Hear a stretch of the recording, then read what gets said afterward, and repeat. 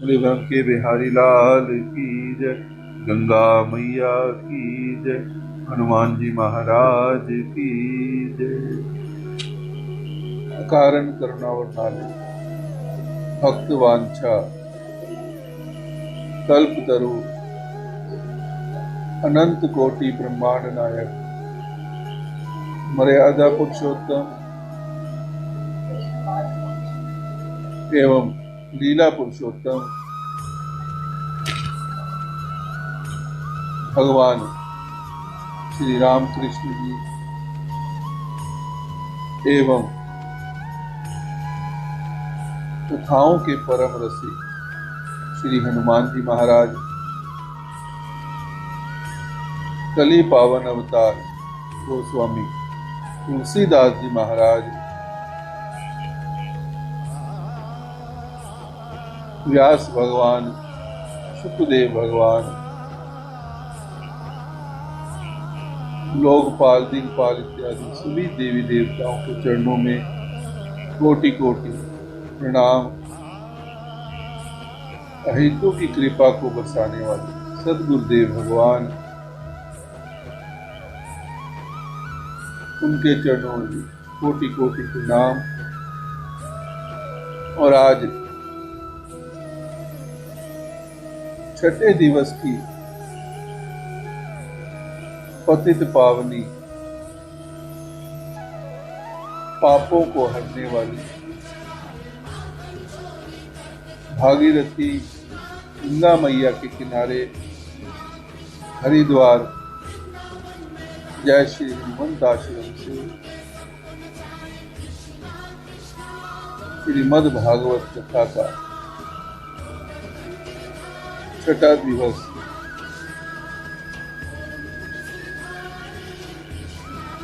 इसमें आप सभी को भी, श्रोताओं को भी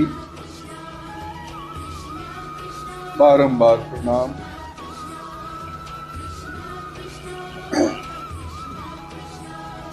पूर्व प्रसंग में भगवान ने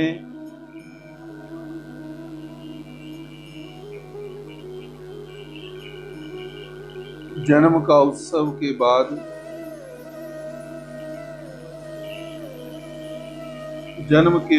कई दैत्यों का वध किया, जबकि आयु केवल कितनी थी? 6 दिनों की। पूतना इत्यादि बड़े बड़े कंस ने दैत्य भेजे और भगवान ने एक एक करके वध किया।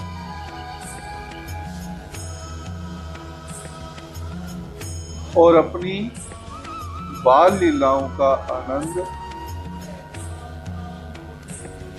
सभी गोकुलवासियों को दिया। और अंत में इंद्र की पूजा को छोड़ करके गोवर्धन की पूजा को प्रारंभ करवाया। इंद्र तो अपना काम करता है, लेकिन गोवर्धन जी, उनको कोई काम नहीं है, लेकिन फिर भी वो हमारी सहायता करें, तो पूजन उनका होना चाहिए। तो उनका पूजन प्रारंभ हुआ। प्रतिपदा को, कार्तिक की प्रतिपदा को गोवर्धन जी की पूजा प्रारंभ हुई। द्वितीया को सभी वृंदावन आ गए। तृतीया तिथि को इंद्र को ये पता चला और चतुर्थी से लेकर के 10वीं तिथि तक इंद्र ने बरसात ही बरसात कर दी। भगवान ने इंद्र को क्षमा किया, का व्रत था, निर्जला रखा गया। इस दिन एकादशी के बाद जो द्वादशी आती है, क्योंकि एकादशी के दिन फिर भगवान उठ जाते हैं, जिसे देव उठानी एकादशी भी कहा जाता है। तो फिर द्वादशी से तुलसी और शालिग्राम जी का विवाह भी प्रारंभ हो जाता है। कुछ द्वादशी को करते हैं, कुछ त्रयोदशी को, पूर्णमासी तक ये चलता है। लेकिन राजा परीक्षित ने पूछा कि भगवान गोवर्धन जी वहां पर आए कैसे? उसका वृत्तांत मुझे कुछ समझाइए। राजा परीक्षित ने जब सुखदेव जी से पूछा, कहने लगे, जब भगवान रामचंद्र जी लंका पर जाने के लिए समुद्र को पार करना था, तो उस समय सभी जितने भी वानर थे उनको अलग अलग दिशाओं में भेजा, जाओ सभी बड़े बड़े पत्थर लेकर के आओ, कोई पहाड़ लेकर के आओ। तो हनुमान जी की भी ड्यूटी लगी, उनको भी ये कार्य मिला। अब हनुमान जी बलवान है, अब कोई छोटा पत्थर लेकर के जाए तो उनको वो शोभा नहीं। तो इसलिए हनुमान जी एक बड़े पहाड़ की खोज में निकल पड़े कि बड़ा पहाड़ होगा, मुझे भी शोभा देगा और फिर समुद्र को भी जल्दी पार करेगा। हनुमान जी निकल पड़े, पहाड़ देखा, बहुत बड़ा है, थोड़ा सा हिलाया, लेकिन उस पहाड़ ने परिचय मांगा कि कौन हो तुम जो मुझे हिला रहे हो? इतने वर्षों से यहाँ पर हो, मुझे कोई हिला ही नहीं सका। हनुमान जी ने अपना परिचय दिया, मैं अंजनी सुत पवन पुत्र श्री राम का भक्त हनुमान। क्या करना चाहते हो? कहने लगे, पूरी बात बताई। इस प्रकार से प्रभु राम समुद्र को पार करना है, उसके लिए तुम्हारी आवश्यकता है। प्रभु हैं, भगवान हैं, उनके चरण भी तुम्हारे ऊपर पड़ेंगे, तुम्हारा भी उद्धार हो जाएगा। वो प्रभु हैं, भगवान हैं। इतना सुनते ही गोवर्धन ने कहा, ठीक है, जल्दी ले चलो, मेरा भी उद्धार हो जाएगा और तुम्हारे प्रभु का काम भी हो जाएगा। मैं किसी काम तो आऊंगा भगवान के, मुझे जल्दी ले चलो, मैं उनके दर्शन करना चाहता हूं। बहुत कुछ बताया हनुमान जी ने भगवान राम जी के बारे में। गोवर्धन जी तैयार हो गए और जैसे ही उठाया, उठा करके लेकर के आए,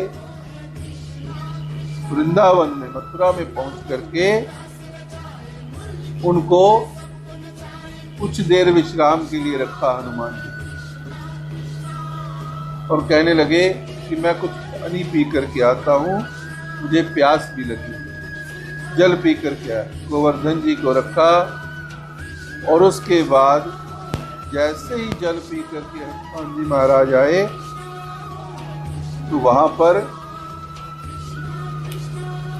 हनुमान जी को ये संदेशा मिल गया कि अब तो सारा समुद्र का काम पूरा हो चुका है, पत्थरों का, अब और पत्थर कोई भी नहीं चाहिए।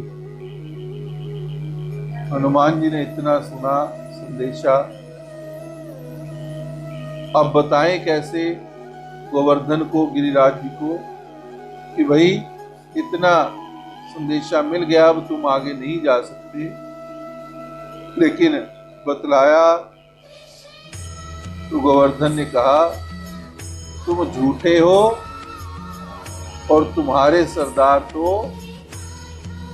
झूठों के भी सरदार है।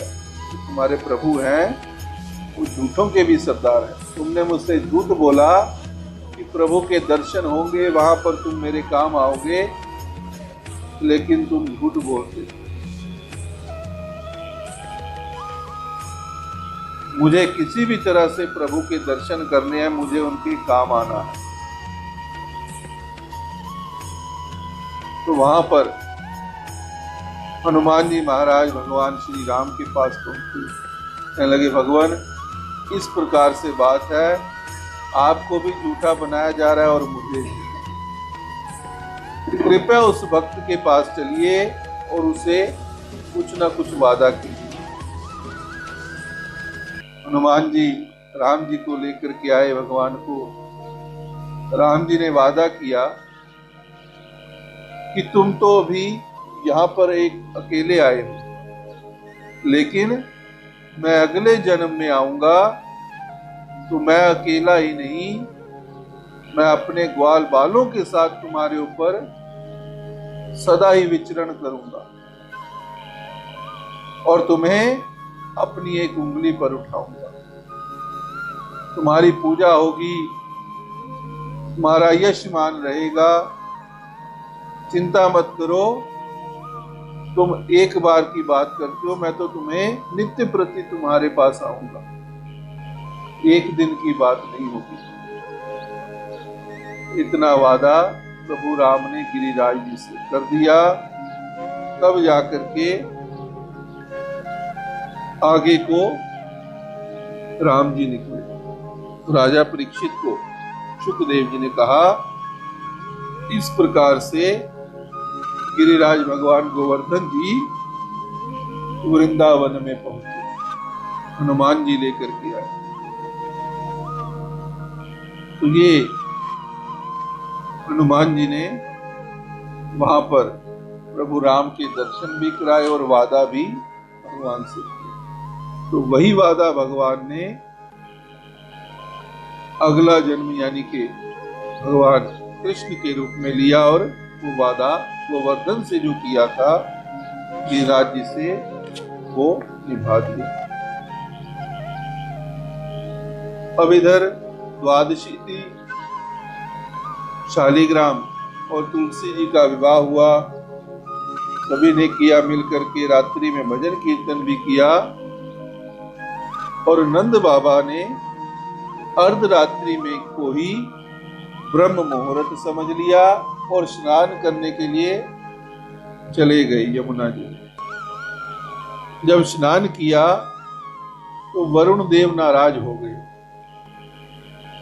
अपनी तरफ से तो नंद बाबा ने ब्रह्म मुहूर्त समझा, लेकिन वो थी क्या, अर्धरात्रि थी। अब अर्धरात्रि में स्नान करने गए, वरुण देव नाराज हुए और नंद बाबा को पकड़ करके बंदी बना लिया और अपने साथ ले गए। प्रातः काल हुई, सब नंद बाबा को ढूंढने लगे, नंद बाबा कहाँ है, नंद बाबा कहाँ है। कोई उधर ढूंढता है, कोई दूसरी जगह ढूंढता है, कोई कहीं ढूंढता है। एक ने देखा कि यमुना जी के किनारे पर वस्त्र पड़े हैं। जब वस्त्र पड़े देखे तो कन्हैया को बुलाया गया। कन्हैया, यहाँ पर बाबा के वस्त्र पड़े हैं, लगता है वो इसी में गए। भगवान ने छलांग लगाई और जैसे ही वहां पर पहुंचे वरुण देव के पास, वरुण देव ने प्रभु को प्रणाम किया और कहा, भगवान आपके बाल रूप में दर्शन करने के लिए हमने ये लीला रची, आप हमें क्षमा करना।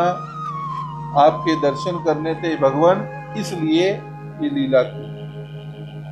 वरुण देव ने दर्शन किए, भगवान ने दर्शन दिए, आशीर्वाद दिया और नंद बाबा को लेकर के बाहर आए। जब बाहर आए तो फिर उस समय नंद बाबा ने सारी बात बताई कि कैसे मैं वरुण देव के पास हूँ।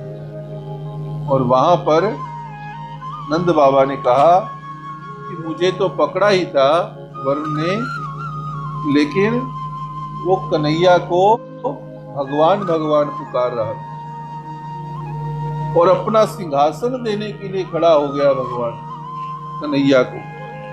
सभी ने कहा अगर कन्हैया तू भगवान है तो हमें अपने बैकुंठ के दर्शन करा। बार बार कहा तो भगवान फिर ले गए, लगे आओ तुम्हें बैकुंठ दिखा। भगवान ने बैकुंठ के दर्शन कराए। सभी लोग इधर उधर घूमते रहे, कोई दरवाजा नहीं मिला।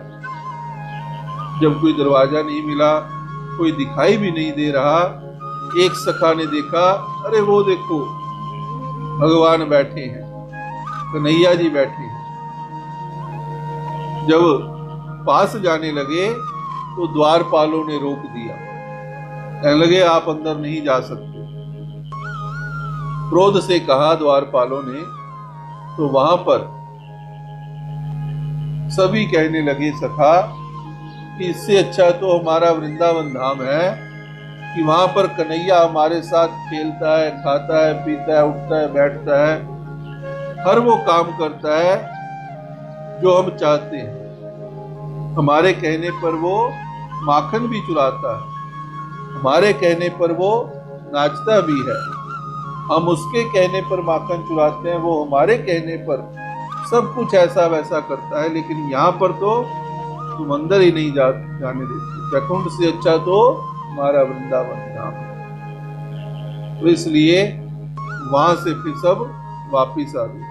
वापिस आए तो भगवान ने, कन्हैया ने पूछा बताओ बैकुंठ कैसा लगा? लगे बैकुंठ से अच्छा तो वृंदावन धाम है, यहाँ पर तेरे साथ हम खेलते तो हैं, तेरे साथ हंसी मजाक करते हैं, तेरे साथ खाते हैं पीते हैं, वहां पर तो अंदर ही नहीं हमें जाने दिया। द्वारपालों ने बाहर ही रोक दिया। भगवान ने कहा हो गए दर्शन? कहने लगे यही दर्शन। वृंदावनम परित्यज्य पादमेकम न गच्छेत्। भगवान ने वादा किया ग्वालों से कि मैं वृंदावन छोड़ करके कभी नहीं जाऊंगा, वृंदावन में ही मैं रहूंगा। तो ग्वालों ने कहा और सभी गोकुलवासियों ने कहा ठीक है, तुम हमें विश्वास तभी होगा जब तुम कोई पक्का कदम बताओगे। क्या बताते? कहने लगे ब्रिजवासी वल्लभ सदा मेरे जीवन प्राण, इन्हीं न कबहू विसारी हूं मोहि नंद बाबा की हानि। कि मुझे नंद बाबा की कसम, मैं वृंदावन छोड़ करके कभी नहीं जाऊंगा। वृंदावन वासियों से भगवान ने वचन दे दिया। जब यशोदा जी के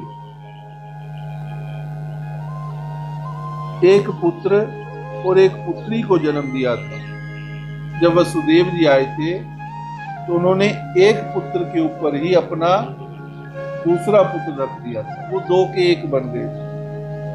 और पुत्री को उठा करके वो ले गए। जब जिसने कंस को कह दिया कि भाई तुम्हारा तो काल जन्म ले चुका है, तो उस समय एक पुत्र और एक पुत्री हुई थी, तो एक के ऊपर ही वसुदेव जी ने अपना पुत्र भगवान कृष्ण को रख दिया। तो जो वृंदावन में है वो नंद नंदन है, वो वहां से कभी गए नहीं। और जो मथुरा द्वारिका में है वो वसुदेव नंदन है। इसीलिए जो वचन किया था भगवान ने ग्वाल बालों से और गोकुल वासियों से कि मैं वृंदावन छोड़ करके कभी नहीं जाऊंगा, तो वो वहीं पर रहते हैं। और वहां पर रहने पर वो रास भी तभी करने आते हैं, नित्य प्रति वहां पर रास होती है। तो वृंदावन के निधि वन में रास भी करने आते हैं, क्योंकि वो वहीं पर विराजमान है। अब धीरे धीरे आगे बढ़ने लगे। आश्विन मास आया, पूर्णिमा तिथि आई। भगवान के मन में क्या आया कि महारास करनी चाहिए। लेकिन महारास कब होगी? जब दिन बड़ा होगा। अब महारास एक दिन में तो हो नहीं सकती। महारास के लिए बहुत ज्यादा दिन चाहिए। तो क्या हुआ? भगवान ने योग माया का सहारा लिया। जब योग माया का सहारा लिया, तब जाकर के भगवान ने वहां पर बंसी भी बजाई। अब योग माया का सहारा किस लिए लिया?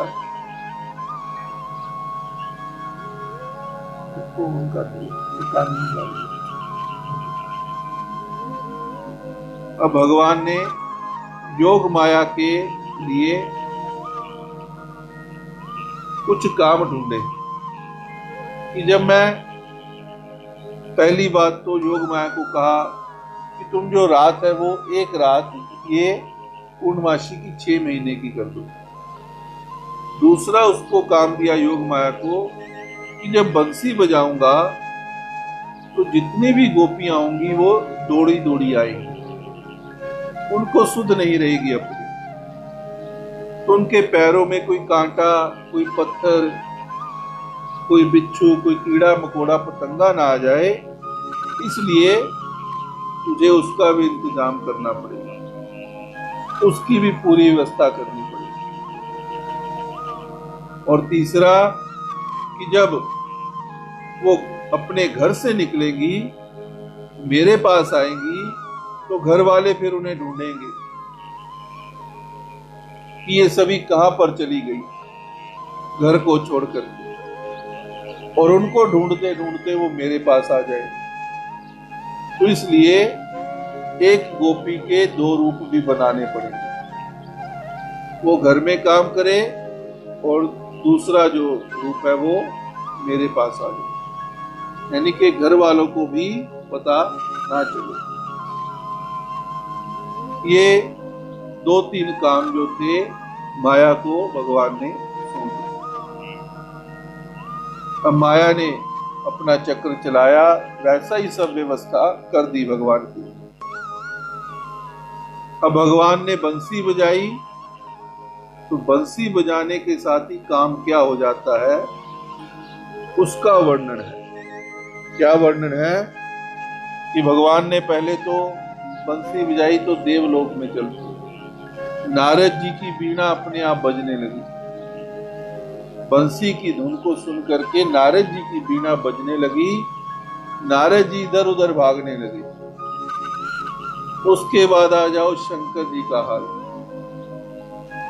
शंकर जी की उस बांसुरी की धुन को सुन करके समाधि खुल गई। तो भगवान शंकर की समाधि ऐसी है, कुछ भी कर लो समाधि खुलती नहीं। और भगवान शंकर की समाधि के आगे तो कामदेव भी भस्म हो गया था। कामदेव ने भी लाख कोशिश की, लेकिन भगवान की समाधि नहीं खुला सकी। लेकिन भगवान की बंसरी ने उस समाधि खुला दी। और बाकी सभी देवी देवता भी इधर उधर घूम रहे हैं कि वो धुन इतनी मधुर थी, सभी अपनी सुध खो बैठे। ये तो देवलोक का हाल था। अब आ जाइए पृथ्वी पर। जिन जिन सखियों को, क्योंकि बांसुरी जब बजाई या तो देवताओं को सुनी या फिर जिनको भगवान बुलाना चाहते थे उनको सुनी। क्योंकि जिनको बुलाने के लिए, जिनको भगवान याद करते हैं, वही उनके पास पहुंचता है। फिर वो कैसे भी पहुंचे, कितना भी समय हो, ना दिन हो ना रात हो, वो कुछ नहीं जानता। बस भगवान ने उसे बुलाया, फिर वो अपने आप ही खींचा चला आता। वैसे हमें भी नहीं पता था कि हम इस दिन पर यहाँ पर भगवान का भजन कीर्तन करने के लिए हम सभी इकट्ठे हो जाएंगे। तो गंगा मैया ने बुलाया, हनुमंत लाल ने याद किया, तो हम सभी यहाँ पर एक जगह पर इकट्ठे हो गए। तो ऐसे ही भगवान ने बंसरी जब बजाई तो उन्हीं को सुनी जिनको भगवान बुलाना चाहते। अब बंसरी सुन करके जो सखी जहां पर काम कर रही थी वो काम क्या हो रहा है। पहले तो बंसरी बजाई, जिसको सुनी, अब एक सखी तो बना रही थी खीर। खीर पूरी बन गई, लेकिन केवल अब उसमें मीठा डालना है, शक्कर डालनी है, चीनी डालनी है। अब चीनी डालने के लिए गए, इतने में बंसी की धुन कान में जैसे ही पड़ी, उस चीनी के साथ पड़ा हुआ नमक खा लिया और खीर में भरपूर मात्रा में डाल दिया। अब खीर तो बन गई। अब इधर दूसरी सखी का हाल देखते हैं, उसका क्या हुआ। अब दाल बना रही है, इतने में भगवान की बंसरी की धुन कान में पड़ी। जहां नमक डालना था दाल में, वहां चीनी डाल दी गई। अब मीठी दाल बनती है गुजरात या राजस्थान, तो वो वाली दाल वृंदावन में बन गई। ये दो चीजों का हाल था, एक दाल बना रही थी, एक खीर बना रही थी। अब तीसरी सखी के पास देखते हैं वो क्या करती। ससुर को खाना खिला रही थी और उधर से गाय ने भी आवाज दी, मुझे भी दो। तो चारा एक तरफ पकड़ा हुआ था और एक तरफ पालक की सब्जी पकड़ी हुई थी। अब धुन कान में पड़ी तो जो चारा था घास का वो ससुर को दे दिया, और जो पालक की सब्जी थी वो दे दी, गाय को डाल दी। ये हाल था भगवान की बंसरी को सुनने के बाद अपनी सुध खोने का। अब आओ तीसरी तरफ चलते हैं। एक सखी अपने पुत्र को देने जा रही थी माखन और मिश्री। अब माखन तो दे दिया, मिश्री देने जा रही थी, लेकिन मिश्री की जगह उसने उसमें मिर्ची डाल दी। ये हाल है। अब उसके बाद आगे उनकी सजावट का पूछते, सजावट कैसे हुई। ये तो था जो काम कर रही थी, अब काम करने के बाद अपना श्रृंगार करना था, श्रृंगार के बाद फिर वहां पर पहुंचना था। अब श्रृंगार कैसे हो रहा है। जो बिंदी है माथे पर लगानी है वो गालों पर लग रही है, और जो होठों पर लिपस्टिक लगानी है वो माथे पर लग रही है, और जो पाँव में पंजेबे डालनी है वो कानों में और कानों के पाँव में। उल्टा सीधा श्रृंगार। श्रृंगार करने के बाद भागती जा रही है, भागती भागती वहां पर पहुंची, और पहुंचने के बाद वहां पर भगवान ने देखा कि सभी आ गई हैं, और कहा कि तुम यहाँ पर क्या करने आई हो। वृंदावन देखना है, चलो आओ तुम्हें दिखाता हूँ।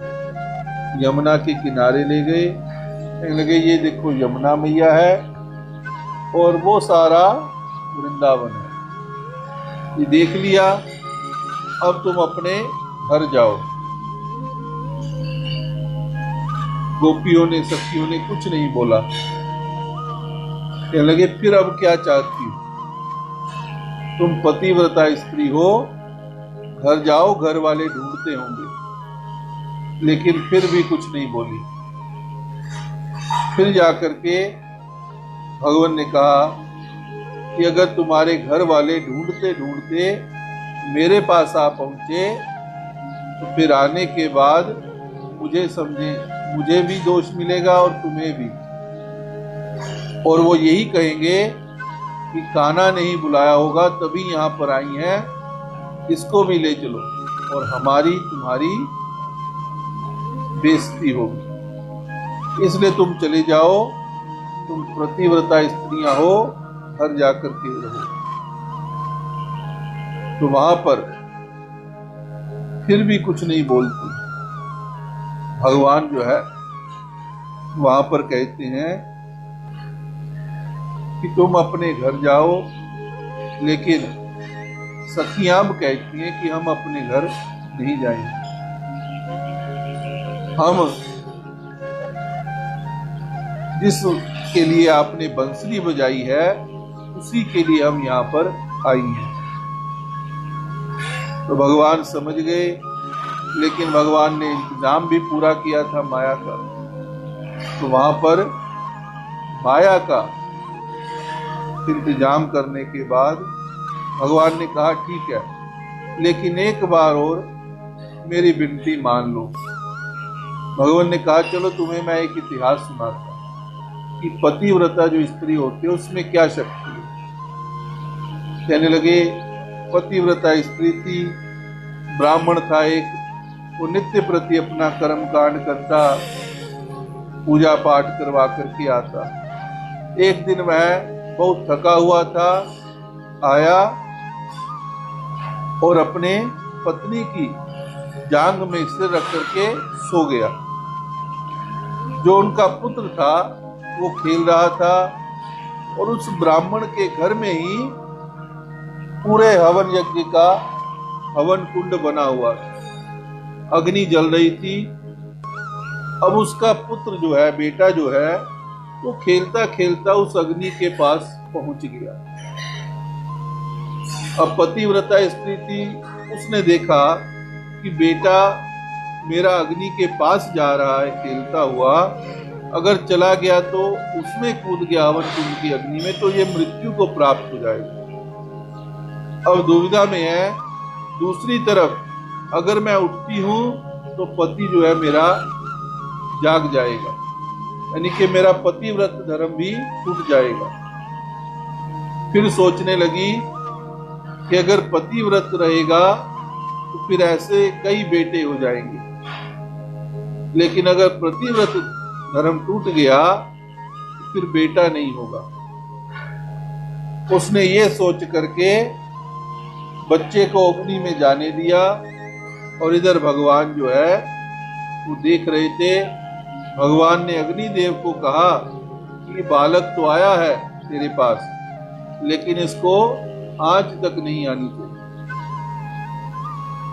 बालक अग्निदेव में उस हवन कुंड की अग्नि में कूद गया। जब कुछ सेकंड के बाद वहां पर ब्राह्मण की नींद खुली और उठा, दौड़ करके जो पत्नी थी वो जब देखा अपने बालक को अग्नि कुंड में, तो देखा वो खेल रहा था। यानी कि पतिव्रता स्त्री से भगवान ने कहा सखियों को कि अग्निदेव भी डरते हैं, तो इसलिए तुम अपने पतिव्रता धर्म को निभाओ और जाओ, अपने घर जाओ। अब भगवान ने एक इतिहास सुनाया तो सखियों ने कहा एक इतिहास अब हम भी सुनाएंगे। पति पत्नी एक घर में रहते थे, सुंदर परिवार चल रहा था कान्हा। एक दिन क्या हुआ, पति को धन की कमी हुई, वो परदेश में चला गया और कह करके चला गया कि मैं परदेश में जा रहा हूं कुछ धन कमाने के लिए। अब पतिव्रता स्त्री थी, वो कहने लगी मैं आपके बिना कैसे रहूंगी। तो पति ने कहा कि मैं तुझे एक मिट्टी का स्वरूप बना करके देखता हूँ, तो जैसे मेरी सेवा करती है, अब मेरा स्वरूप उस मिट्टी वाले स्वरूप को मान करके तू नित्य उसकी भी सेवा करती रहना। इतना कह दिया, मिट्टी का स्वरूप बना करके पति उसका चला गया। बहुत दिन बीत गए, वह पतिव्रता स्त्री उसी प्रकार से उसकी सेवा करती रही। और जब बहुत दिन बीतने के बाद पति उसका वापिस आया, तो वापिस आने के बाद उसने दरवाजा खटखटाया। अब पत्नी क्या कर रही थी, उस मिट्टी वाले स्वरूप को भोजन करा रही थी। अब वहां पर जैसे ही दरवाजा खटखटाया, तो सखियों ने कहा, कान्हा अब ये बताओ कि जो उसका पति बाहर दरवाजे पर खड़ा है, वो उसके पास जाए या जो स्वरूप वो दे करके गया था उसको पहले भोग लगाए। अगर वो स्वरूप को छोड़ती है तो भी पति धर्म नष्ट होता है, और अगर उसको दरवाजा नहीं खोलती तो भी पति धर्म नष्ट होता है। तो भगवान ने कहा कि वो जो मिट्टी का पुतला था, वो तब तक उसके पास के लिए था जब तक उसका पति नहीं था।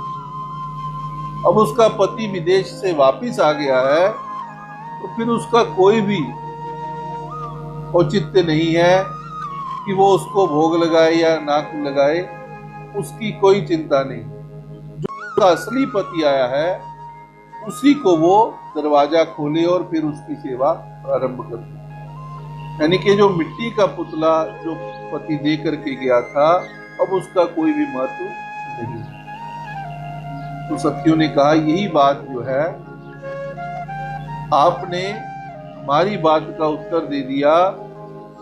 जो हम आपका बार बार कहते हो कि आप वहां चले जाओ, आप पतिव्रता स्त्रियां हो, तो वो तो केवल मिट्टी के पुतले हैं। असली पति आप ही हमारे हो। वो मिट्टी के पुतलों का अब कोई महत्व नहीं है। इसलिए हम कहते हैं हमारे से रास करो। भगवान मान गए और चल पड़े रास करने के लिए। अब जैसा जैसा सखियां कहें वैसा वैसा भगवान करे। किसी के चरण दबाएं, किसी को जल लेकर के दे, कोई कहे प्यास लगी है पीने के लिए पानी दो, पानी भी दिया। किसी के चरण दबाए, किसी के हाथ दबाए। जब इतना चल रहा था, धीरे धीरे ये काम बढ़ गया। भगवान ने कहा, ये तो मुझसे अपना काम करवा रही। भगवान धीरे धीरे पीछे हुए और जाकर के कहीं और निकल गए। अब सखियां देखने लगी कि भगवान गए कहाँ। इधर देखा, उधर देखा, सब जगह ढूंढ लिया, लेकिन भगवान मिल ही नहीं रहे। धीरे धीरे आगे को बढ़े तो आगे देखा पैरों के निशान है। 2 पैरों के निशान हैं, एक स्त्री के और पुरुष के। तो सखियां समझ गई कि एक तो कन्हैया के हैं, भगवान के हैं, और दूसरा राधा रानी के। कुछ दूर देखने के बाद फिर केवल एक ही निशान रह गए। सखियों ने बार बार विनती की, लेकिन भगवान नहीं आए। फिर कहने लगी भगवान से कि जल्दी आओ, हम आपके दीदार चाहते हैं, हमसे अब और सहा नहीं जा रहा। कब होगा तेरा दीदार, तो बोलो सर, शाम कब आओगे,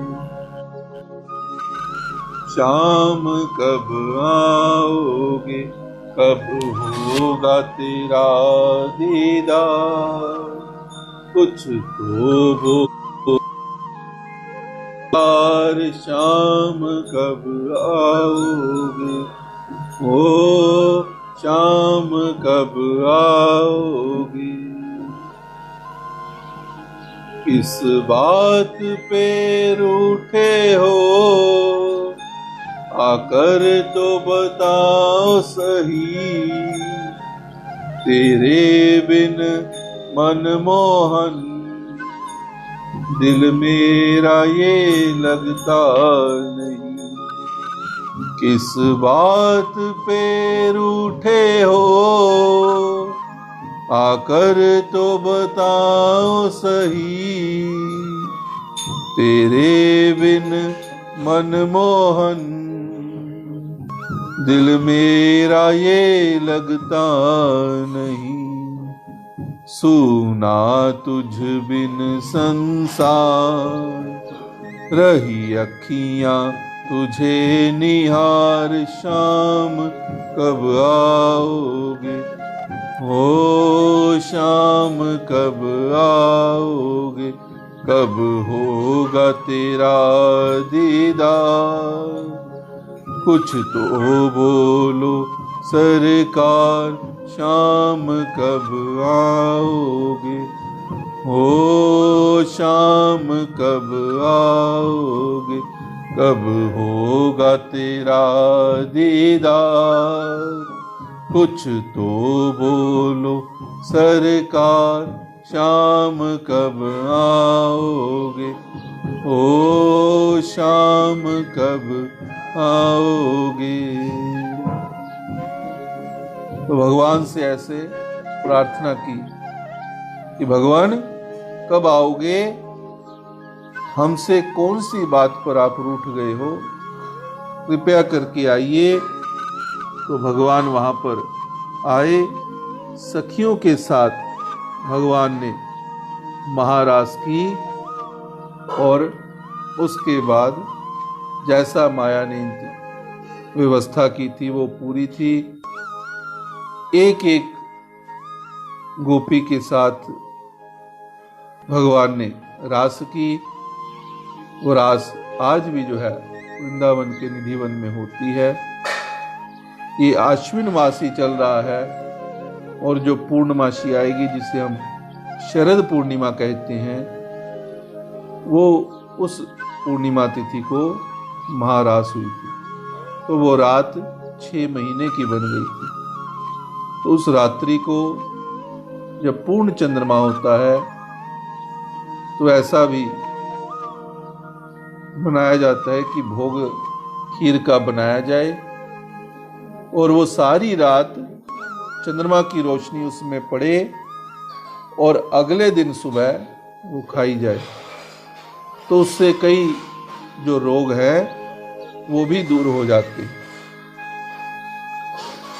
तो शरद पूर्णिमा के दिन महारास हुई थी। राजा परीक्षित ने शुकदेव जी से पूछा कि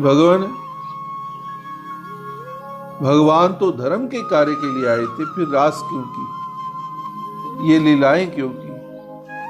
तो भगवान शुकदेव जी ने कहा कि उन्होंने जो लीलाएं की वो और जो खास करके महारास की वो केवल 8 वर्ष की आयु में की। 8 वर्ष की आयु का जो बालक है उसे हम आज भी कह दें कि ये ऐसा किया जाए वैसा किया जाए तो उसे कुछ भी पता नहीं चलता। तो इसलिए उन्होंने ये रास की केवल 8 वर्ष की आयु में, जिसमें कोई भी दोष विकार नहीं होता। कहने लगे इसके बाद आगे का वृत्तांत राजा पूछा तो कहने लगे एक अजगर के रूप में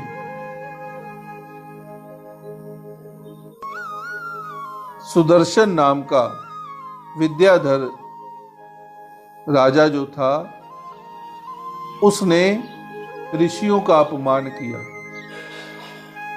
ऋषि आए लेकिन वो घमंड उस पर इतना था कि वो ऋषि को आया देख करके भी, संतों को आया देख करके भी वो एक अजगर के समान खड़ा रहा।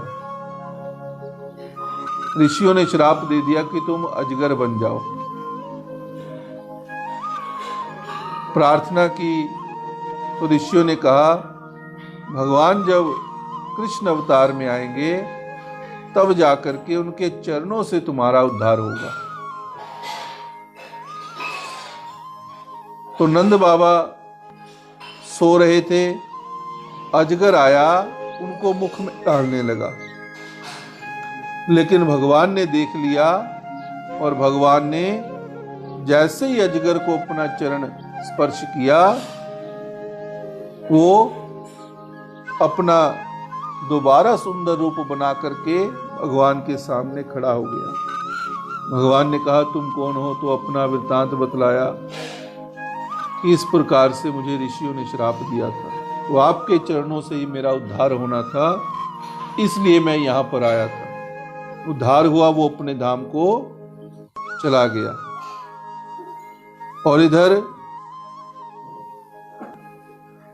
वन विहार में बलराम जी और कृष्ण जी थे। कंस ने शंखाचूर नाम का जो राक्षस था उसको भेजा। बलराम जी ने मुष्टिका मारी और वह मर गया और उसके सिर से मणि भी निकाल ली। फिर अरिष्टासुर का वध किया, वो बैल के रूप में बन करके आया, भगवान ने उसका भी उद्धार किया। अब दिन बीत रहे हैं, भगवान नारद जी जो थे भजमन नारायण नारायण करते हुए कंस के पास अब दोबारा पहुंचे। पहले अष्टकमल लेकर के पहुंचे थे, अष्टदल कमल, अब दोबारा पहुंचे हैं। क्या कहने के लिए कि तुम जानते हो कृष्ण कौन है। सारा कृष्ण का वृत्तांत बतला दिया। कंस ने क्या किया, अक्रूर जी को बुलाया और कहा, तुम बहाने से कृष्ण को यहां पर लेकर के आओ। सारी बात बता दी कि मैंने उनके साथ क्या करना है, लेकिन अक्रूर जी ने मना कर दिया। लेकिन फिर सोचा अक्रूर जी ने कि अगर मैं नहीं जाऊंगा तो किसी और को कंस भेजेगा और मुझे उस पर विश्वास नहीं है। फिर कंस के पास पहुंचे और कहने लगे, ठीक है मैं अवश्य जाऊंगा। लेकिन कंस को पूरा विश्वास नहीं हुआ। उसने 2 दैत्यों को और भी भेजा, केसी नाम के दैत्य को भेजा। भगवान ने उस केसी नाम के दैत्य को मार दिया। वही जो नाम केसी घाट जो है वृंदावन में पड़ गया, जिस घाट के किनारे पर केसी को मारा। इधर नारद जी भगवान के पास पहुंचे और कहने लगे कि भगवान, मैं परसों कंस को मरता हुआ देखना चाहता हूं। भगवान ने कहा, पहले तो उधर आग लगा दी है, अब मुझसे कहते हो कि मैं उसे मारना देखना चाहता हूं। ठीक है, तुम्हारी इच्छा पूरी अवश्य करूंगा। इधर अक्रूर जी कंस का रथ लेकर के प्रातःकाल निकले, लेकिन शाम तक नहीं पहुंचे। शाम तक जब नहीं पहुंचे, और वो भी कंस का रथ लेकर के, जो कंस का रथ मथुरा से चला, लेकिन वृंदावन तक शाम तक नहीं पहुंचे। अगर कोई पैदल व्यक्ति भी हो तो वो भी 2-3 घंटे में पहुंच जाता है, लेकिन रथ पर सवार है कंस के, और वो भी ऐसा रथ जो हवा से बातें करता है, इतनी तेज उसके घोड़े दौड़ते हैं। लेकिन रास्ते में वो रुकते रुकते चले कि मैं वहां पर कैसे जाऊं, किस प्रकार से बात करूं, कैसे मैं उनको लेकर के चलूं। यानी कि इतने मायूस, इतनी सोच में पड़े हुए अक्रूर जी कि मैं ये सारा काम धीरे धीरे कैसे करूं। लेकिन हिम्मत रखी और जैसे ही वृंदावन पहुंचे, नंद बाबा के पास पहुंचे, तो उन्होंने सारी बात बताई नंद बाबा को। तो धीरे धीरे सभी को ये गांव को पता चला कि कैसे कल सुबह अक्रूर जी के साथ भगवान कृष्ण मथुरा जा रहे हैं। अब प्रातः काल हुई, सभी गोपियां जो है अक्रूर जी को बुरा भला कहने लगी। तेरा नाम अक्रूर किसने रख दिया? तेरा नाम तो क्रूर होना चाहिए था। तुमने हमारे कान्हा को हमसे अलग कर रहे हो, मथुरा ले जा रहे हो। लेकिन बात जो थी भगवान को पता थी, नंद बाबा को भी पता थी। अक्रूर जी लेकर के तो चल पड़े। इधर से नंद बाबा भी कुछ साथियों को लेकर के अपने गांव के, वो भी मथुरा को चले गए। जब अक्रूर जी लेकर के चले तो रास्ते में संध्या वंदन का समय हुआ। अक्रूर जी ने कहा भगवान कृष्ण और बलराम जी से, आप रुकिए, मैं संध्या वंदन करके आता हूँ। यमुना जी में जैसे ही डुबकी लगाई तो भगवान कृष्ण और बलराम जी दोनों भगवान के रूप में नजर आए। बाहर निकले तो वो रथ पर सवार थे। भगवान ये सब कुछ जानते थे। फिर उन्होंने डुबकी लगाई। अब भगवान कृष्ण जो थे वो विष्णु रूप में थे और बलराम जी शेषनाग के रूप में थे। फिर बाहर निकले तो भगवान रथ पर भी सवार थे। हंसने लग पड़े। भगवान कृष्ण ने कहा, बाबा क्या हुआ? काका क्या हुआ? आप कभी अंदर जाते हो, कभी बाहर जाते हो, वो कह रहा है आप जल्दी कीजिए, चले। उन्होंने कहा कुछ नहीं हुआ, क्योंकि भगवान को पता था कि इन्होंने अंदर दर्शन किए। जब देर बाद मथुरा पहुंचे तो मथुरा पहुंच करके वहां पर अक्रूर जी को कह दिया, हमें यहीं पर छोड़ दो, हम अपने आप आगे को चले जाएंगे। और वहां पर सखा मिले। सखाओं ने कहा कि हम इतनी देर से यहाँ पर पहुंच गए हैं, तुम्हें देर क्यों हो गई? तो उन्होंने कहा, काका को कुछ संध्या वंदन करना था, इसलिए देर हुई। तो पहुंचे, वहां पर उनके वस्त्र देखे, तो वहां पर जो दैत्यों के वस्त्र थे भगवान ने वही उनको दे दिए। लेकिन वहां पर जो वस्त्र थे वो उनके बड़े थे। तो एक दर्जी के पास पहुंचे, वहां पर उसने उन वस्त्रों को सही किया और बाल बालों को सभी को पहना दिया। भगवान ने आशीर्वाद दिया कि तुम्हारा जो है ये जो काम है ये दिन प्रतिदिन बढ़ता चला जाए, तुम्हारे पास कभी किसी चीज की कमी नहीं होगी। ऐसा आशीर्वाद दर्जी को दिया। फिर उसी नगरी में धोबी था, उसका भी उद्धार किया। फिर उसके बाद भगवान माली जो सुदामा था, सुदामा नाम का एक माली था, उस पर भी भगवान ने कृपा की। कुब्जा 3 जगह से वो कुबड़ी थी, वो जा रही थी तिलक लेकर के। भगवान ने कहा, तुम कौन हो, कहाँ जा रही हो? तो कहा कि कंस को मेरे हाथ का तिलक पसंद है, जब मैं ये बना करके जाती हूँ तो वो लगाता है। तो भगवान ने कहा, हमें नहीं लगाओगी? तो कुब्जा ने भगवान को तिलक लगाया। भगवान ने उसका 3 जगह से जो कुब्ज निकला हुआ था उसको दूर किया। तो कहने लगी, मन में विचार आया और कहने लगी, भगवान तुम कौन हो, मेरे साथ चलो मेरे घर में।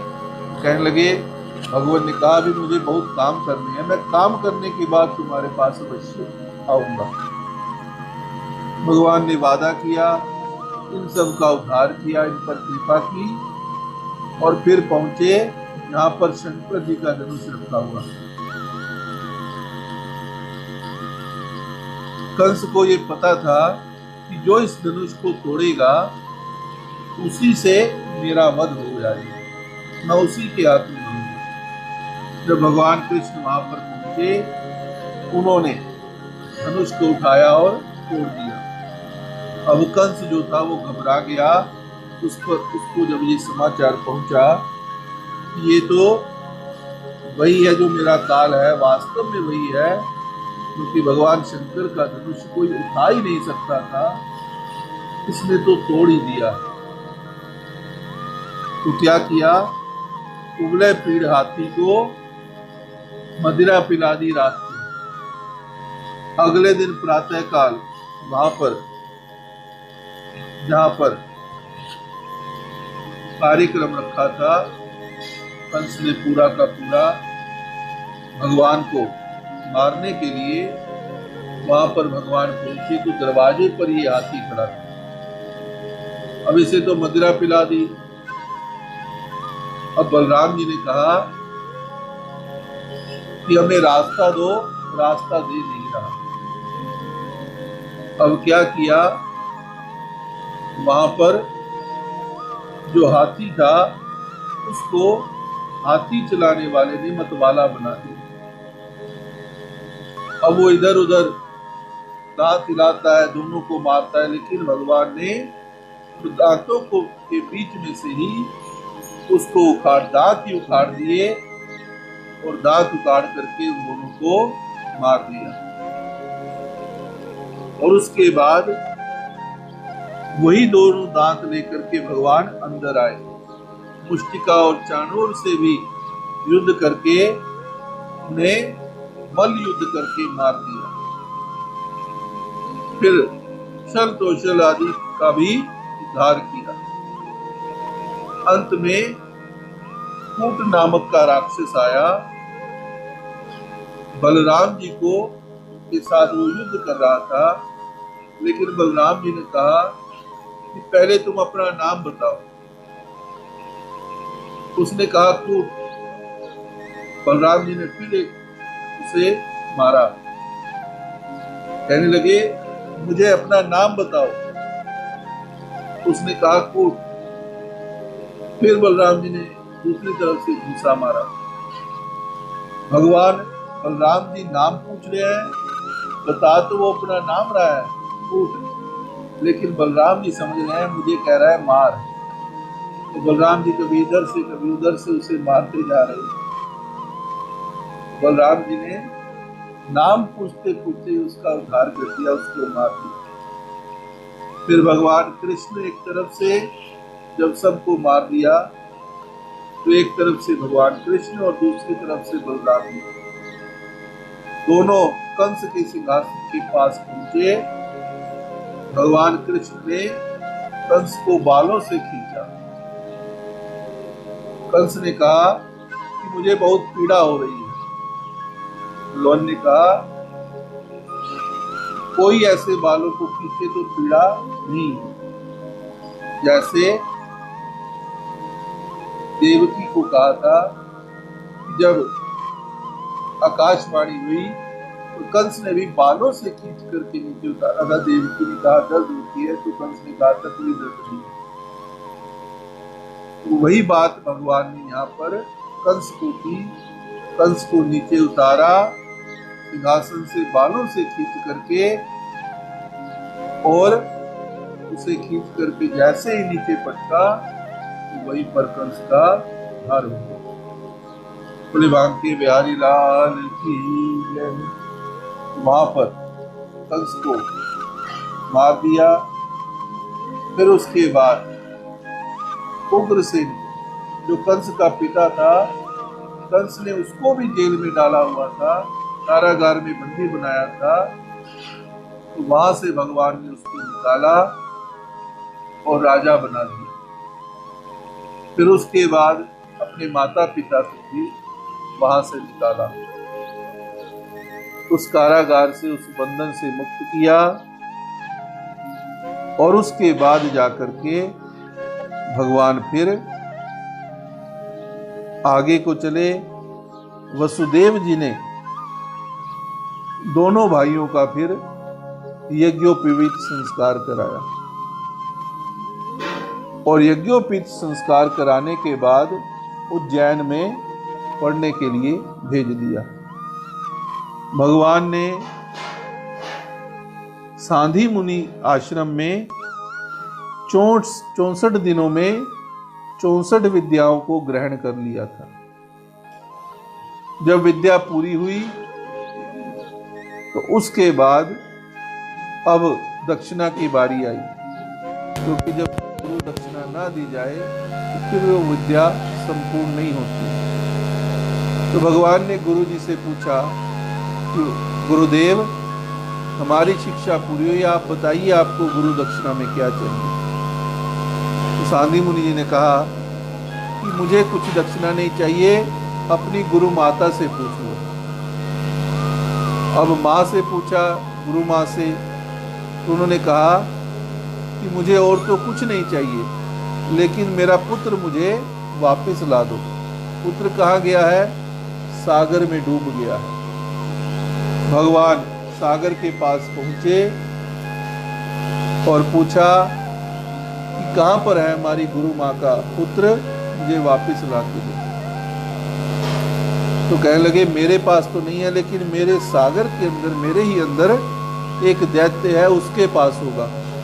भगवान उसके पास पहुंचे तो कहने लगे उसे तो मैंने यमराज के वहां पहुंचा दिया। फिर भगवान यमराज के पास पहुंचे। बाहर पहुंच करके भगवान ने शंख बजाया। यमराज बाहर आया, भगवान को प्रणाम किया, कहने लगा क्या आज्ञा है प्रभु? तो कहने लगे मेरी गुरु माँ का पुत्र यहाँ पर है, उसे मुझे वापस दो। तब भगवान पुत्र को लेकर के, गुरु माँ को दे करके वहां पर पहुंचे तो प्रणाम किया गुरु माँ को। गुरु माँ प्रसन्न हुई, यानी कि दक्षिणा जो है भगवान ने जो गुरु माँ ने मांगा वो अवश्य दी। कहां कहां से ला करके दी, ये वहां पर भगवान ने इस अध्याय में बतलाया कि कैसे यमराज के पास गुरु माँ का पुत्र था, लेकिन वहां से भी भगवान वापिस लेकर गया। तो वहां पर भगवान ने फिर इस प्रकार से उद्धार किया। अब भगवान को मथुरा की याद आई। मथुरा की याद आई। उद्धव जी ने भगवान को ज्ञान दिया। भगवान ने कहा तुम मथुरा जाओ, वृंदावन जाओ। उद्धव जी ने यही संदेश जो भगवान का था किशोरी जो राधा रानी को दिया, उनको ज्ञान दिया। लेकिन राधा जी ने कहा बड़ा बनता है, पता नहीं उसने कुब्जा में क्या देखा, और कह दिया उद्धव को रानी मिली त्रिवक्रा, राजा मिले त्रिभंग, हल्दी लागे न फिटकरी, चढ़ियो चौकोरा। कि त्रिवक्रा वो भी 3 जगह से टेढ़ी, और राजा भगवान कृष्ण ये भी 3 जगह से टेढ़े। तो दोनों का मिलन एक तरह से हो गया। राधा जी ने ये तंज जो है उद्धव जी को सुनाया, यानी कि राधा जी ने, उद्धव जी ज्ञान देने तो आए थे लेकिन ज्ञान लेकर के गए। राधा जी ने पूरा ज्ञान दिया कि क्या किया है। तो उसके बाद जब वहां पर पहुंचे तो उद्धव जी का सारा अहंकार टूट गया। अब उद्धव जी अक्रूर जी के पास आए। अक्रूर जी को भगवान ने, उद्धव जी और अक्रूर जी के बीच जब बातचीत हुई तो भगवान के पास पहुंचे। भगवान ने उनको अक्रूर जी को हस्तिनापुर भेजा कि तुम जाओ दुर्योधन को जाकर के समझाओ। तब जाकर के अक्रूर जी ने बात समझी भगवान की, हस्तिनापुर पहुंचे, दुर्योधन को समझाया कि तुम धर्म का काम करो, तुम क्यों अपने भाइयों के साथ युद्ध करना चाहते हो। तब दुर्योधन ने कहा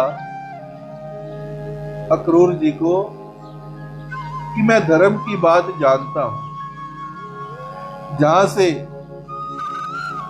जिस विद्यालय से अर्जुन ने शिक्षा प्राप्त की है उसी विद्यालय से मैं भी पढ़ा हूं। मैं धर्म को जानता हूं, अधर्म को भी जानता हूं कि कौन सी बात सही है कौन सी बात सही नहीं है, मैं दोनों को जानता हूं। लेकिन मेरा जो मन है वो धर्म का कार्य करने को लगता ही नहीं। मेरा काम ही, मुझे मन में ही ये आता है कि मैं धर्म का काम करूं। मैं धर्म का काम जानते हुए भी नहीं करना चाहता।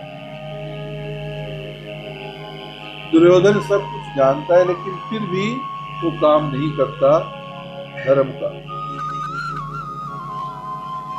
धर्म को जानते हुए भी मेरी उसमें प्रीति नहीं है, मेरा उसमें कोई भी लगाव नहीं। लेकिन अधर्म को भी जानता हूं लेकिन उसमें मेरा लगाव बहुत ज्यादा है। तो इसलिए मैं जो काम करना चाहता हूं वो मैं करूंगा, चाहे वो अधर्म का हो चाहे धर्म का हो। तो इधर अक्रूर जी फिर वापिस आए और आकर के भगवान को ये संदेशा दिया कि दुर्योधन ऐसा कह रहा है। अब राजा परीक्षित ने कहा कि भगवान, कंस का वध किया, दुर्योधन को भी समझाया, लेकिन उसके बाद उसके परिवार का क्या हुआ। तो कहने लगे जो कंस की 2 पत्नियां थी, उस पत्नियों का जो पिता था मगधराज जरासंध था, उसने देखा कि कृष्ण ने मेरे दामाद को मार दिया है, तो उसने जरासंध ने 23 अक्षौहिणी सेना तैयार की, यानी कि 23 लाख की सेना। एक अक्षौहिणी में 1 लाख की सेना होती है। 23 अक्षौहिणी सेना उसने तैयार की और एक के बाद एक भगवान के ऊपर 17 बार उसने हमले किए। 17 बार भगवान ने जरासंध को हरा दिया, लेकिन जब 18वीं बार फिर आक्रमण किया भगवान पर, तो भगवान ने और बलराम जी ने दोनों ने योजना बनाई कि अब इसे छोड़ा नहीं जाएगा। 17 बार तो जरासंध को छोड़ दिया, लेकिन अब नहीं छोड़ना चाहिए। तो कहने लगे अब इतनी सेना आ रही है, हम इतने ज्यादा तैयार भी नहीं है, तब बलदाऊ जी क्या किया जाए। तो फिर बलदाऊ जी ने कहा कि हम जितने भी वृंदावन वासी हैं इनको द्वारिका भेज देते हैं। विश्वकर्मा जी को कहते हैं रातों रात आप वहां पर इनके रहने की व्यवस्था करो और उसके बाद हम दोनों इसके साथ युद्ध करेंगे। ऐसा ही किया। सभी वृंदावन वासियों को सोते हुए ही विश्वकर्मा जी ने वहां पर पहुंचा दिया और वहां पर ऐसा इंतजाम कर दिया, रातों रात पूरा महल बना दिया। अब इधर जरासंध ने आक्रमण किया तो उसे कोई भी नहीं मिला, यहाँ तक कि भगवान भी वहां से भाग गए। तभी नाम जो भगवान का वो भी पड़ा रणछोड़। तो जब वहां पर द्वारिका में सभी वृंदावन वासी पहुंचे तो वहां पर देख रहे थे, इधर देखे उधर देखे, भी इस महल में तो हम आ गए हैं, लेकिन इसका द्वार कहां पर है। इसका द्वार किधर है, द्वार किधर है, द्वार किधर है।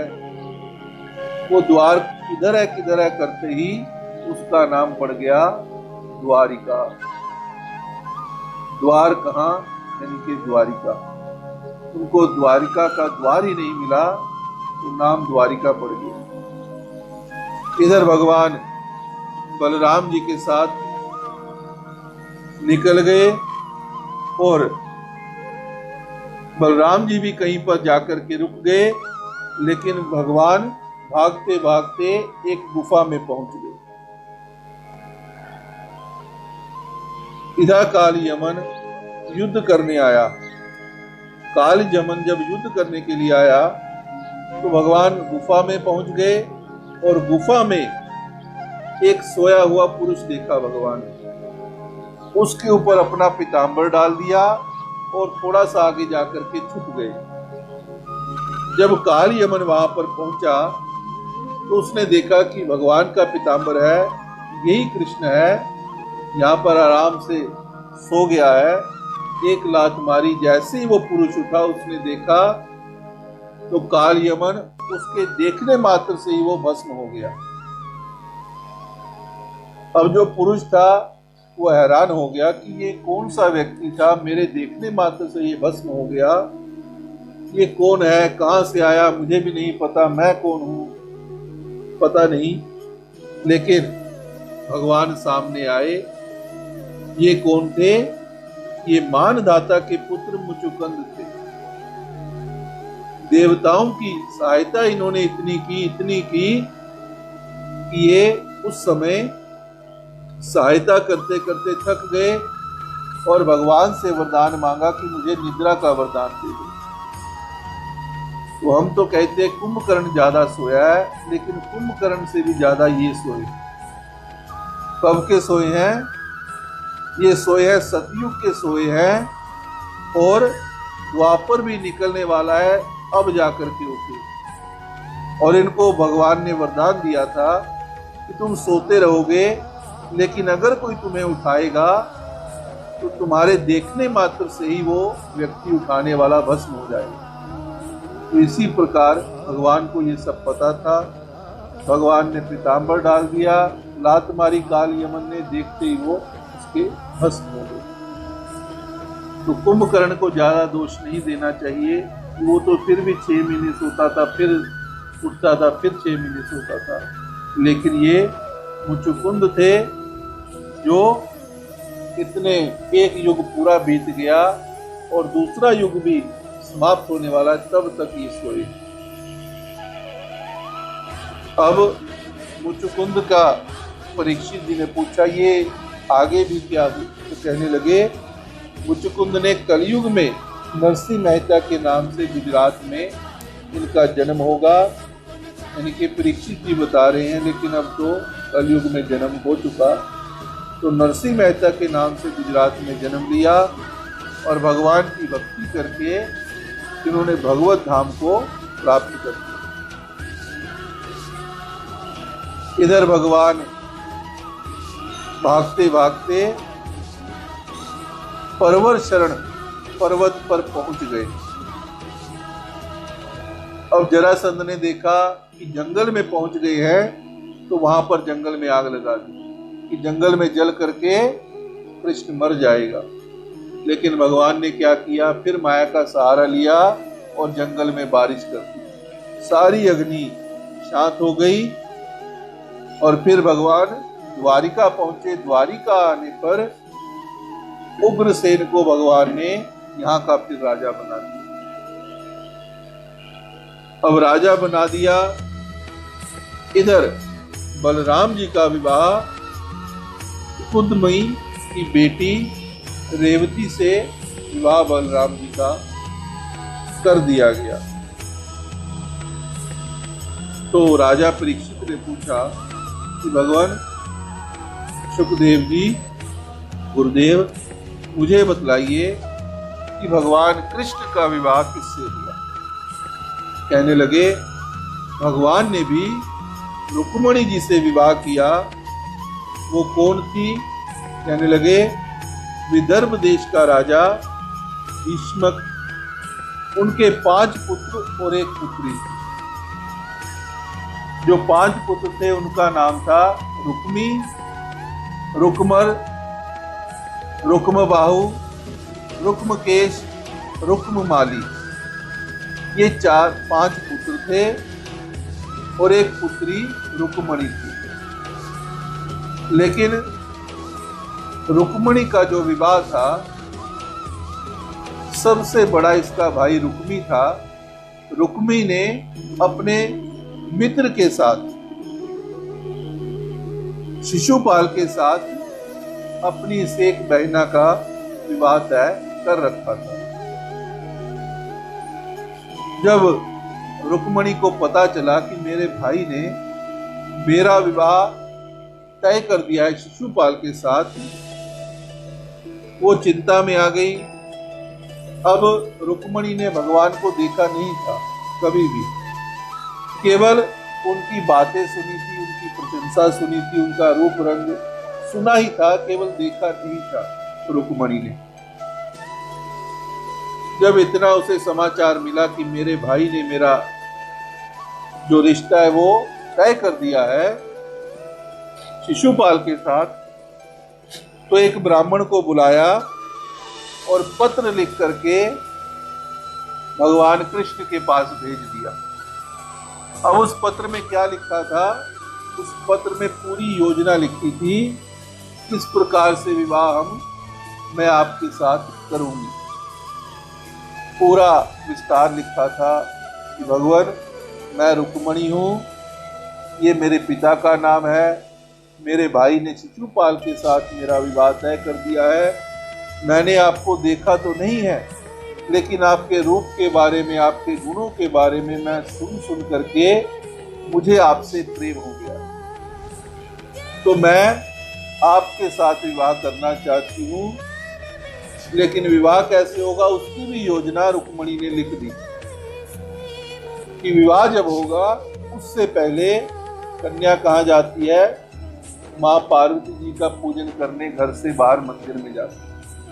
तो मैं गौरी पूजन करने, माँ पार्वती जी का पूजन करने मंदिर में जाऊंगी। उस समय मेरे साथ जो सैनिक होंगे, रक्षक होंगे, वो भी कम होंगे। आप मंदिर के पीछे खड़े रहना रथ लेकर के, मैं परिक्रमा करने आऊंगी और परिक्रमा करके आपके साथ चली जाऊंगी। रुक्मणी ने पूरी योजना ये एक पत्र में लिख करके भगवान कृष्ण के पास एक ब्राह्मण के द्वारा पहुंचा दी। भगवान कृष्ण ने पढ़ा। हम कहते कि भगवान ने रुक्मणी को भगा के शादी की, तो भगवान ने नहीं भगाया, रुक्मणी ने खुद ये योजना बना करके भगवान के सामने रखी। तो जब भगवान ने ये सारा पत्र पढ़ा, ब्राह्मण के हाथ संदेश भेजा, ठीक है, जैसा लिखा है मैं वैसा करूँगा, पहुँच जाऊँगा। अब एक दिन पहले जैसा नियम होता था शादियों में, विवाह में, तो वही नियम आया। घर के बाहर तो पूरा, महल के बाहर पूरी कड़ी रुक्मी ने सैनिक लगाए हुए थे। लेकिन जब जाना था मंदिर में, तो रुक्मी ने क्या किया, कुछ सैनिक भेज दिए कि बहुत है, मंदिर जाकर के पूजा करके वापिस आना। सखियां साथ में थी, सैनिक कुछ साथ में थे, रुक्मी ने भेज दिया। अब जैसे ही रुक्मणी मंदिर में पहुंची, अंदर जाकर के माँ पार्वती जी से प्रार्थना की कि मैं जो करने जा रही हूँ उसमें आप हे माँ मेरा साथ देना। माँ से प्रार्थना की और जैसे ही मंदिर के बाहर परिक्रमा करने के लिए निकले, तो जैसा प्रोग्राम बनाया था रुक्मणी ने वैसा ही हुआ। भगवान वहाँ पर पहुँचे हुए थे।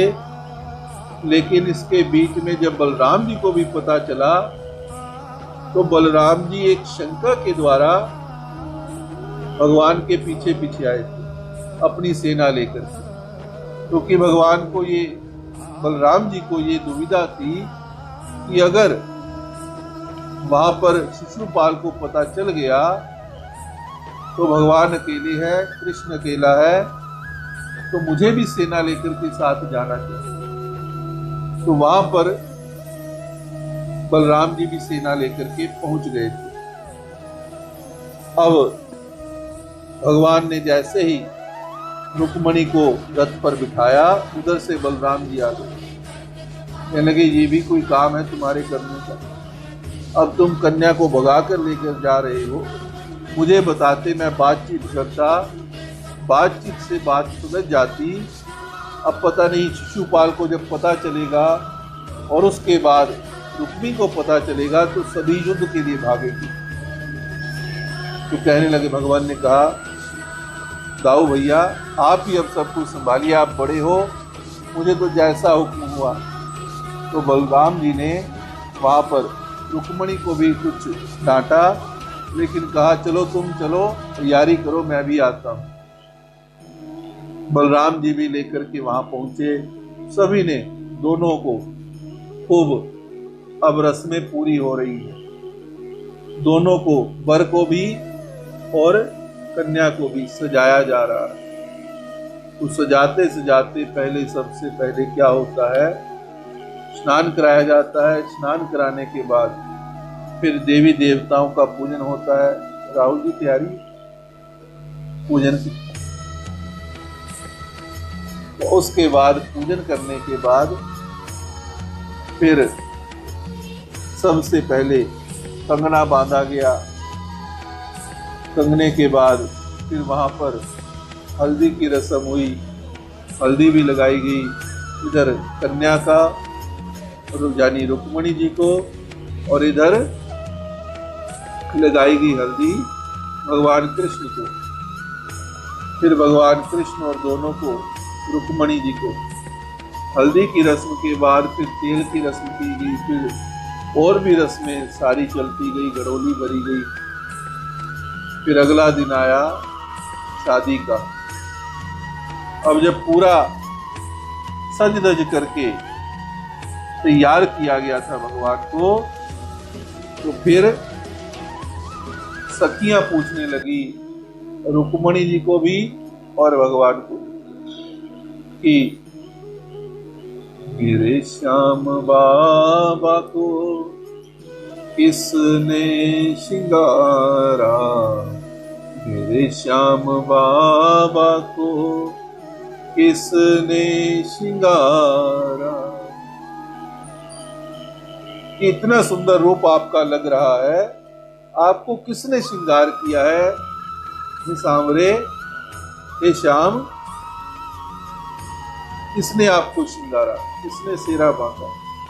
मेरे श्याम बाबा को किसने श्रृंगारा, मेरे श्याम बाबा को किसने श्रृंगारा। धरती पे किसने ये, धरती पे किसने ये चांद उतारा, मेरे श्याम बाबा को किसने श्रृंगारा, मेरे श्याम बाबा को किसने श्रृंगारा।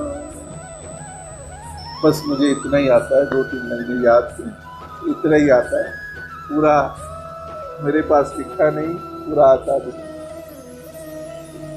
जैसे उसमें आती, आजकल यूट्यूब में आती है ना कि 5 सेकंड की ब्रेक, फिर आगे वीडियो चलती है, तो ये वही ब्रेक है कि 5 सेकंड की, कुछ सेकंड का ये 2-3 लाइनों का भजन। आइए, फिर उसके बाद कन्यादान, भगवान की सेराबंदी हुई। सेराबंदी के बाद इधर कन्या तैयार होती है, चूड़ा इत्यादि डाल करके, श्रृंगार करके, सभी माता पिता मिल करके पूजन करते हैं। भगवान का भी पूजन होता है। ओम साधु भवानास्ताम अतिशामो भवन्तम। भगवान का पूजन किया, चरणों को धोया, बैठने के लिए आसन दिया, तिलक इत्यादि किया, अर्घ दिया। अर्घ के बाद फिर मधु पर्व की बारी आई।